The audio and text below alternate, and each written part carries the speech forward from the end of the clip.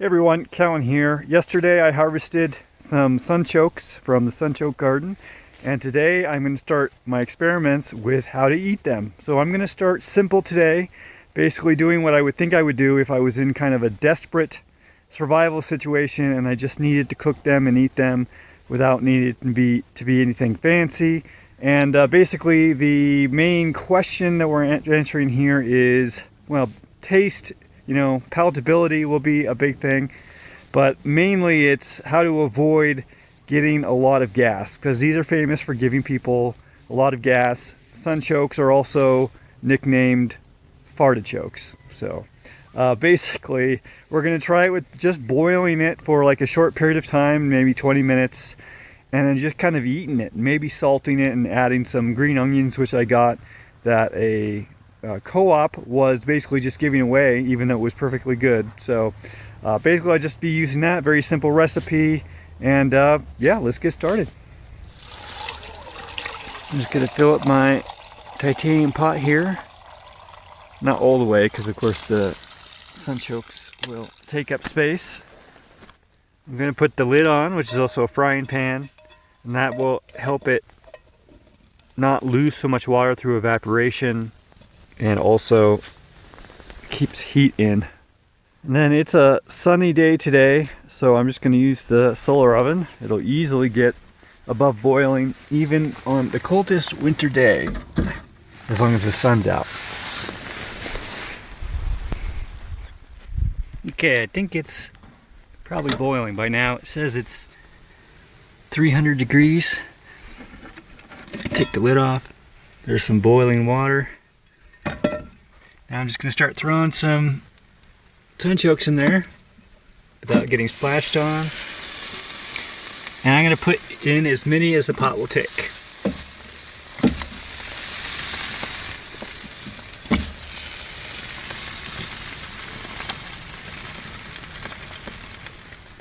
There we go. Oh, it's hot. I'm going to leave it there for probably about 20 minutes to half an hour. Okay, so like I said, we got some veggies from the local co-op that they were just throwing away. One of the ones that I got was this summer squash. So I'm gonna actually throw this into the pot with the sunchokes.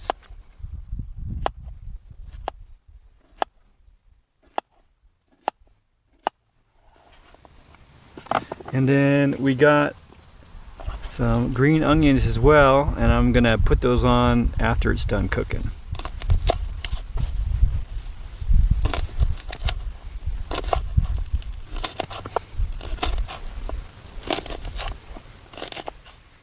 Okay, it's been about 40 minutes. I let it go longer because it's a little bit below boiling after I put all the stuff in there. Just gonna pour it into this colander. There's dinner. Okay, so let's give one of these a try. I'm going to put some salt and oil on this, but I want to try it without any of the flavorings first, just to get a sense for how it tastes.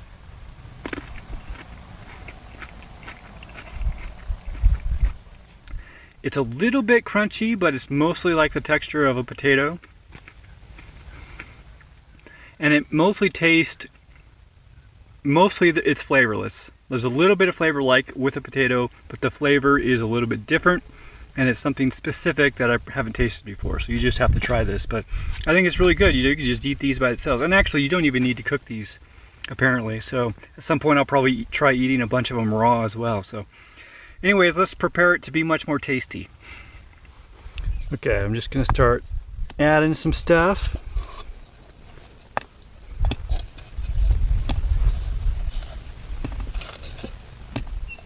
Then I'm going to add some, I got a big jug of avocado oil. I'm going to pour a little bit on there.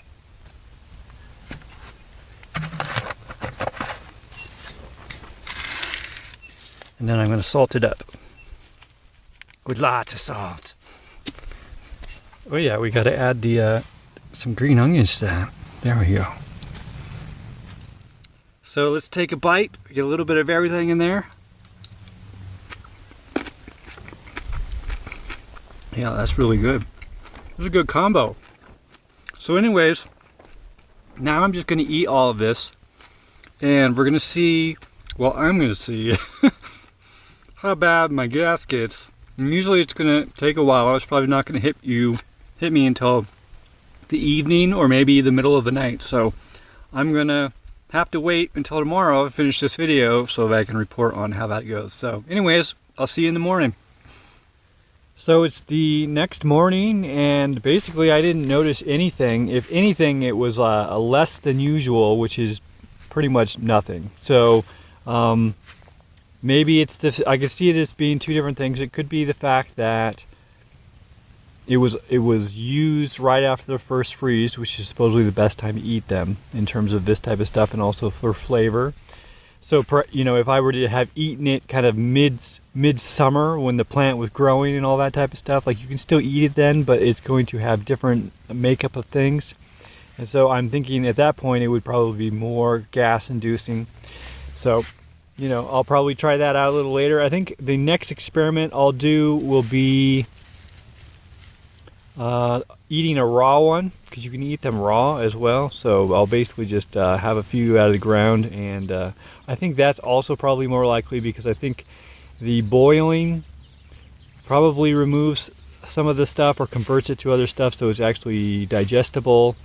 The issue is the inulin, which is a prebiotic, but if you have too much prebiotic, then the bacteria eat all of it really quickly and their populations grow and they generate a lot of gases all at once, and so that's why you get gas. So, and yeah, the other reason why maybe I didn't have any reactions, because like in my previous video I talked about the diverse microbiome. You know, I think if you have a diverse microbiome, then you're not going to end up with an over creation of a certain type of thing, which doesn't get used by, you know, other bacteria. If you only have 1 or 2 or 3 types of bacteria, then things get out of balance. But if you have lots of different bacteria, then it's easier to keep things in balance, because what is exported by some are used by others. So anyways, yeah, next, so basically eating sunchokes, it was really actually very delicious. I love potatoes, but potatoes are a nightshade plant, which do cause, different nightshade plants cause people problems, and it's different for each person. And for me, potatoes do cause me to have pain in the body. So basically I love them, but I can't eat a lot of them. But the sunchokes don't have that problem, and those tasted a lot like potatoes, had the kind of the same texture, and actually were very nice, and actually was really filling. I wasn't even able to eat all that. So normally if I fill up my pot with food, I can eat it all, but I'd say like a half pot of those things is probably enough to make me go, okay, I'm totally full. I don't need to eat anymore. So that's a good sign too. So anyways, I think the sunchoke is looking like a promising solution to the world's problem, one of the world's problems that we're going to be facing, which is famine, because it grows on its own. It's perennial. If you don't eat it, it'll spread, right? And basically, and you can eat it at any point. So anyways, I think if you have a garden going, or you have a place where you think you could plant these out in the wild, I'd say try and get your hands on some, you know, and plant them in the spring. And you know, if we have those going all over the place, people aren't going to starve. So it'll take a lot of effort, but after that effort is done, it'll be basically food that just keeps coming. So anyways, I'll see you in the next video. I'll see you later. Thanks for watching. If you like this video, please consider sharing it. If you'd like to help me out in a more substantial way, you can learn how to do so at cahlen.org/gift. And if you'd like to have a one-on-one conversation with me, whether publicly or privately, you can learn how to do so at cahlen.org/one-on-one. Thanks again for watching.